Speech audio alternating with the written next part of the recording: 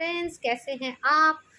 I hope आपका Saturday बहुत अच्छा गया होगा और संडे भी अच्छा जा रहा होगा। हमारा भी अच्छा जा रहा है। तो टॉपिक्स के ऊपर मैंने आपको कहा था मैं इमोशंस के ऊपर भी बात करूंगी। तो आज मैंने सोचा कि कौन सा इमोशन पकड़ा जाए। तो मैंने आज जो इमोशन पकड़ा है वो है रिजेंटमेंट। एक टाइम था मेरे लाइफ में भी, बहुत रिजेंटफुल थी मैं चीज़ों को लेके, बातों को लेके, लोगों को लेके। चीज़ों से भी होती है रिजेंटमेंट, अगर किसी ऐसे इंसान ने दी हो जो बुरा कर रहा हो, है ना। तो ये रिजेंटफुल जर्नी जो रही मेरी, इसमें मैंने बहुत कुछ सीखा। क्योंकि जब हम रिजेंटफुल होते हैं तो हम ब्लेम करते हैं सामने वाले को। एक ब्लेम गेम चालू होती है तेरी वजह से। फिर हम कहते हैं एक उंगली जो तू मुझे दिखा रहा है, 4 तेरी तरफ, 3 तेरी तरफ हैं। बट अगर इसको डीपली समझा जाए तो रिजेंटमेंट चाहती क्या है, ये क्यों आती है हमारे लाइफ में? ये तब आती है कि जब हम अपने रिलेशनशिप में हार्मनी ढूंढते हैं और हमें मिलती नहीं। सामने वाला हमारे अकॉर्डिंगली एक्ट नहीं कर रहा जो हम चाहते। हम ये भूल जाते हैं कि वो एक अलग पर्सनैलिटी है, एक उसकी अलग अपब्रिंगिंग है, हमारी अलग अपब्रिंगिंग है। How can we expect? जब एक्सपेक्टेशन होती है रिलेशनशिप में तब भी रिजेंटमेंट आती है। सामने वाले ने कुछ कह दिया कि जी मैं आपके लिए ये करना चाहता हूँ, शाम तक उसने कुछ किया नहीं। सामने वाले ने कह दिया मैं आपके लिए पक्का ये लेके आऊँगा, वो लेके आऊँगा, आप मत कुछ करना। करते नहीं। क्यों नहीं करते? वो भूल जाते हैं। वो भूल इसलिए जाते हैं क्योंकि उसके लिए, उनके लिए वो जो रिलेशनशिप होता है वो इतना इम्पोर्टेंट नहीं होता है।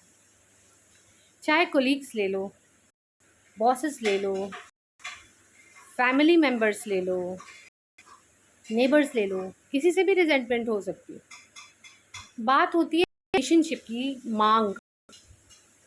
What do you expect in relationship?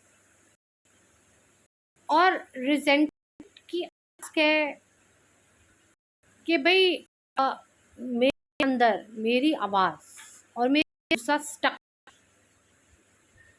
अगर आप रिजेंटफुल हैं किसी बंदे को लेके तो आप देखेंगे कि आप सामने मुंह पे बड़े मीठे बन रहे हैं, लेकिन अंदर जो है आप गालियां दे रहे हैं, उसको कर्स कर रहे हैं, है कि नहीं? तो वो उसकी आस क्या है कि मेरे अंदर गुस्सा जो है, मैं जो ऊंची आवाज़ से लाना चाहता हूँ वो स्टक है, बट मुझे एक हैप्पी फेस सामने दिखाना है। मेरे से तो नहीं होता, मैं तो बोल देती हूँ। फिर बोलने के बाद होता क्या है, सामने वाला और रिजेंटफुल हो जाता है। और कई बारी एक्ट कर भी लेती हूँ। पर इस रिजेंटमेंट को ख़त्म कैसे किया जाए? क्या होता है ना, जब आपकी आवाज़ होती है, आपका गुस्सा दबा होता है, तो आप उस इमोशन से फिर आप अपने लिए बीमारी पैदा करते हो। और सबसे पहले थ्रोट चक्रा इफेक्ट होता है, तो आपको खांसी की बीमारी होती है क्योंकि आपने होल्ड ऑन करके रखा होता है अंदर, आप नहीं निकाल पा रहे। इसलिए मैं कहती हूँ लिखो। जब किसी से गुस्सा है लिखो। लिख के ना हमारे सबकॉन्शियस माइंड से निकल जाता है। तो लिखना ज़रूरी है। और अगर हम नहीं लिखना चाहते, जी हमें शौक़ नहीं है लिखने का, बोल बोल के ख़त्म करेंगे, फिर क्या होगा? फिर रिजेंटमेंट जो है वो हमेशा के लिए रहेगी। तो रिजेंटमेंट तो अब ये चाहती क्या है? रिजेंटमेंट इमोशन आपसे चाहता क्या है जो आप अंदर आया? ये चाहता है कि आप रिलेशनशिप को रिपेयर करो। अब जो लोग रिपेयर नहीं करते हैं वो नेक्स्ट लाइफ में फॉरवर्ड और फिर ये सेम लेसन, या तो सेम बंदा मिलता है, अलग बंदा मिलता है, और ये जो है इशू कैरी फॉरवर्ड होता रहता है। हर एक नया बंदा सेम लेसन, सेम पैटर्न। क्यों? क्योंकि आप लेट गो नहीं करते। किसी ने कह दिया कि फला बंदा तेरा दुश्मन है, अच्छा दुश्मन है, अब ले। तो बेटर है कि आप ऐसे लोगों के साथ, अगर आपको लगता है कि आप कम्युनिकेट कर सकते हो अपने थॉट्स को बेटर वे में, तो बात करो। और अगर आप बात नहीं कर सकते तो एक दूसरे से इतना दूर हो जाओ, ना वो आपकी शक्ल देखे ना आप उसकी शक्ल देखे। और मेरा ये मानना है जो ये रिजेंटमेंट का डीमन है ये आपको पकड़े रहता है, फिर चाहे वो आप अपनी औलाद के रूप में हो, बहन के रूप में हो, भाई के रूप में हो, ये पकड़े रहेगा आपको। वो बंदा आपसे दूर भी हो जाएगा, कोई और आ जाएगा, आप जगह बदल लो, सेम सिचुएशन क्रिएट हो जाएगी। क्यों? क्योंकि वो आपके अंदर है। तो उसको ख़त्म कैसे किया जाए? उसको ख़त्म करने के लिए फॉरगिवनेस प्रैक्टिस करते हैं, ब्लेसिंग्स प्रैक्टिस करते हैं। बट आप लोग अगर प्रैक्टिस नहीं कर सकते, नहीं करनी है, तो वाइब्रेशनल मेडिसिन लीजिए, क्योंकि ये जो है ये आपको 5D लेवल पे नहीं जाने देगी। ये जो आप 3D पे भी हो ना अभी, वो और लो कर देगी। कि नेगेटिव इमोशंस जो हैं वो आपके अंदर ऐसे करते हैं, इतना ज़्यादा कई बार लोग होल्ड ऑन करते हैं ग्रजेस को कि उनको कैंसर हो जाता है।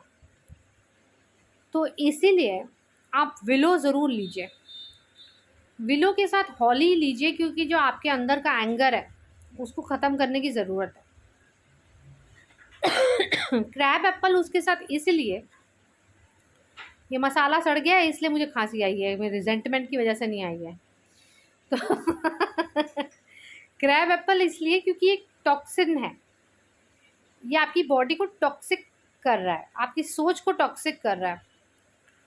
और आप एक टॉक्सिसिटी में जा रहे हो, आप एक ट्रोलर बनते जा रहे हो। तो वो ट्रोलर एटीट्यूड जो है वो उसको ख़त्म करने के लिए क्रैब एप्पल लेना बहुत ज़रूरी है। और हॉली मैंने आपको कहा एंगर के लिए लो ही लो, क्योंकि अगर रिजेंटमेंट है तो एंगर भी होगा, ब्लेम गेम खेल रहे हो तो एंगर भी होगा। और चेरी प्लम के वो आपका जो एंगर है वो इजीली निकाल दो। स्क्लेरेंथस, ताकि वो आपकी कन्फ्यूजन जो है उसको ख़त्म करे। वाइट चेस्टनट, जो आपके रिपीटेड थॉट्स हैं उस पर्टिकुलर बंदे को लेके या उस पर्टिकुलर सिचुएशन को लेके या चीज़ को लेके, उसको ख़त्म करें। और चिकरी, क्योंकि आप चिपक गए हैं एक चीज़ से, वो लीजिए। और फिर आप देखिए रात को आपको कितने सुकून की नींद आती है।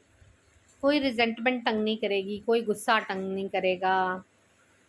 ये तो देखिए, मैं ये नहीं कहती कि अगर आप किसी साइकाइट्रिस्ट से मिल रहे हैं तो आप मिलना बंद करिए और बैच फ्लावर लीजिए। बैच फ्लावर अपनी जगह है, वो वाइब्रेशन हाई करता है।